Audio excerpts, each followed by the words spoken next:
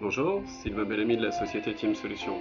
Aujourd'hui, je vous propose une vidéo sur Revit pour vous montrer de quelle façon on a la possibilité de créer du terrain via des courbes de niveau, par exemple, que l'on aurait reçues de la part d'un géomètre, donc des courbes de niveau qui seraient, elles, spécifiques et bien placées à leur altitude respective. Ce sont bien sûr des polylignes, ça c'est relativement important.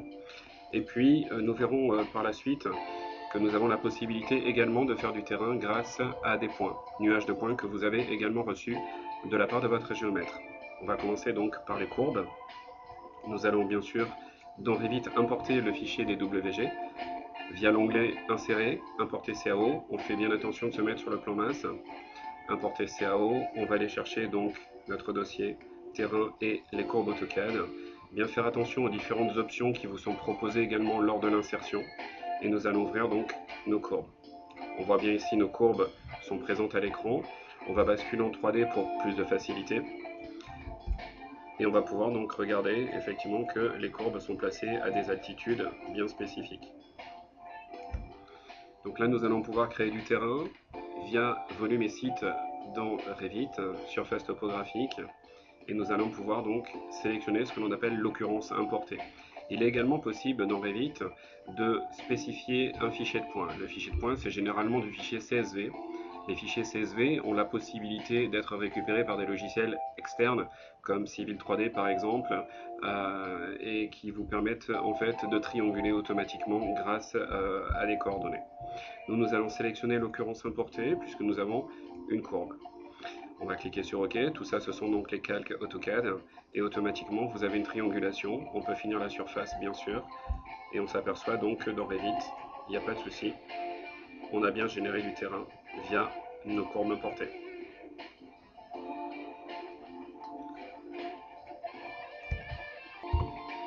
Nous allons passer à la seconde phase de cet exercice ou de cette présentation.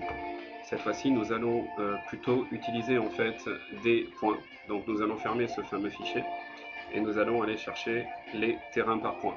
Donc terrain par point, ici nous avons des points qui viennent d'un fichier géomètre. Donc il faut savoir que Revit ne prend pas en compte les fameux points. Donc ça c'est quelque chose d'assez contraignant, on va dire.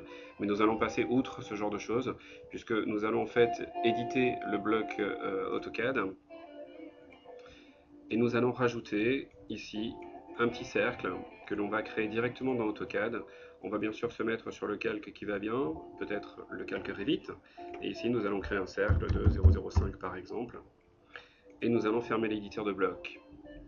Si j'enregistre bien sûr les modifications dans ce fichier ou dans ce bloc plutôt, ça va avoir pour conséquence bien sûr de mettre les autres blocs à jour, ce qui est le cas ici.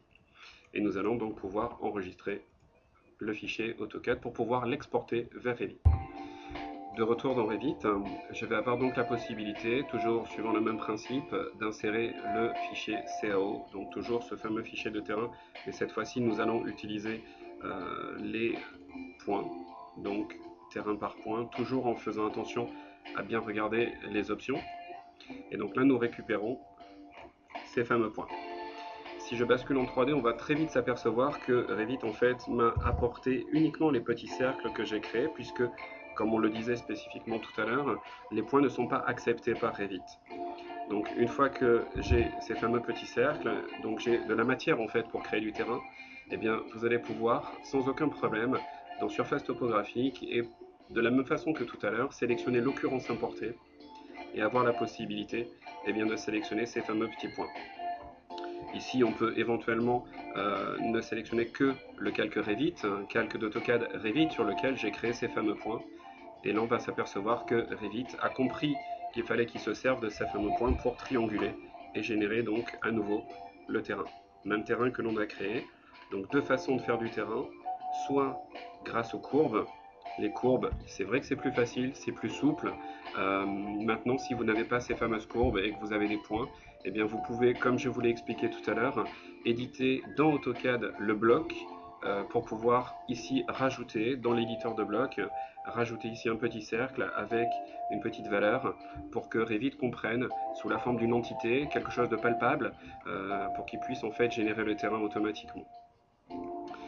Voilà, J'espère que cette vidéo vous aura plu et que vous aurez la possibilité de faire de très beaux terrains sur Revit. A très bientôt, au revoir.